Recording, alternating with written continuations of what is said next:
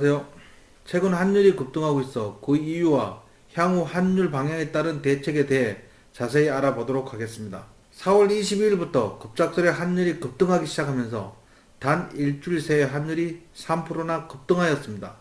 그 이유는 1분기 GDP가 마이너스 0.3%를 기록하였고 특히 설비 투자가 마이너스 10%대로 감소한 것이 주요 이유인 것으로 분석되고 있습니다. 지금부터 환율 급등 이유에 대해 좀 더 구체적으로 들여다보고 그 대책까지 고민해 보겠습니다. 정경련 산하 한국경제연구원에서 5월 1일 위축 경제 징후와 6가지 원인이라는 보고서를 발표하였습니다.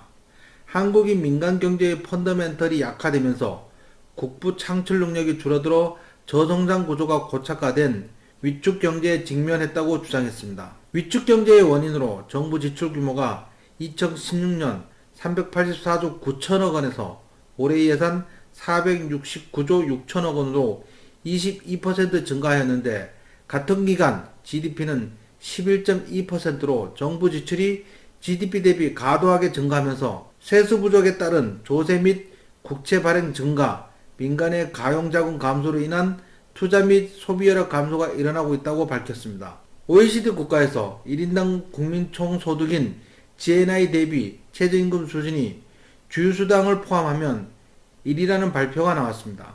단기간 급격한 최저임금 인상으로 대규모 실업자가 발생하면서 정부에서 먹여 살려야 할 실업자에 대한 부담이 매우 커졌습니다. 한국은 미국과 중국에 50% 이상 수출하는 종속경제인데 2019년 1분기 GDP가 미국은 플러스 3.2%, 중국은 플러스 6.4% 상승하였는데 한국만 마이너스 0.3%를 기록하면서 매우 심각해졌습니다. 매우 심각해진 경기 상황이 환율에 반영된 것으로 보입니다. 한국과 여러 국가 간 환율을 자세히 비교하여 향후 주가 방향을 예측해 보겠습니다. 먼저 한국과 선진국 간의 환율 비교입니다. 유럽연합, 영국, 일본 그리고 캐나다의 환율이 달러 대비 강한 흐름을 보이고 있습니다. 중국 위안화는 작년 계속 절하하면서 미국의 환율 조작국 지정 등의 압력에 굴복하여 작년 12월부터 위안화는 절상하며 환율이 하락하고 있습니다. 하지만 최근 몇 주간 한국만 환율이 급등하고 있습니다. 이번에는 경제 위기의 터키, 아르헨티나, 브라질과 이머징 국가인 멕시코, 대만 등과 비교해 보겠습니다. 터키는 미국과의 외교전, 경상수지 적자 확대, 중앙은행 독립에 대한 우려로 인플레이션 급등으로 터키 리라화는 2018년 8월 이후 단기간에 50% 정도 급등하였고 안정을 찾다가 최근 다시 급등하고 있습니다. 아르헨티나는 페르난데스 전 대통령의 재정확대 정책이 경제 위기를 초래하면서 IMF 구제금융에도 1년 전 달러당 20페소였던 환율이 지금은 45페소 안팎으로 배 이상 급등하였습니다. 브라질 역시 급작스러운 정치 혼란에 환율이 요동치고 있습니다. 자이르 보우소나루 대통령이 시장 요구에 부응해 내놓은 연금 개혁안이 의회와 갈등으로 암초에 부딪혔고 정적과 동맹을 가리지 않고 무차별적으로 공격하는 보우소나루 대통령의 분열주의 정책 행태에 환율이 급등하고 있습니다. 하지만 우리와 비슷한 멕시코와 대만은 환율이 안정적으로 하락하고 있습니다. 우리나라는 안정을 유지하다 1분기 GDP 마이너스 0.3% 하락으로 환율이 급등하고 있습니다.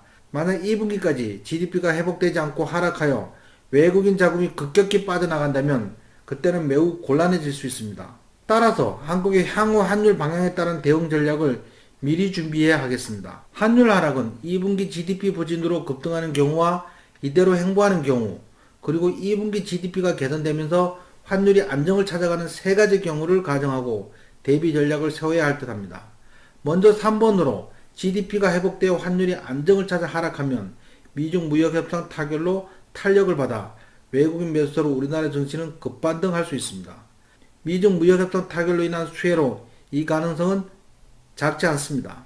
2번은 미중 무역협상이 타결되어 그 영향으로 국내 경기 악화가 어느 정도 상쇄되어 환율이 적정 수준을 유지하는 것입니다. 현상 유지이므로 특별한 대책이 필요하진 않습니다. 문제는 1번 상황입니다.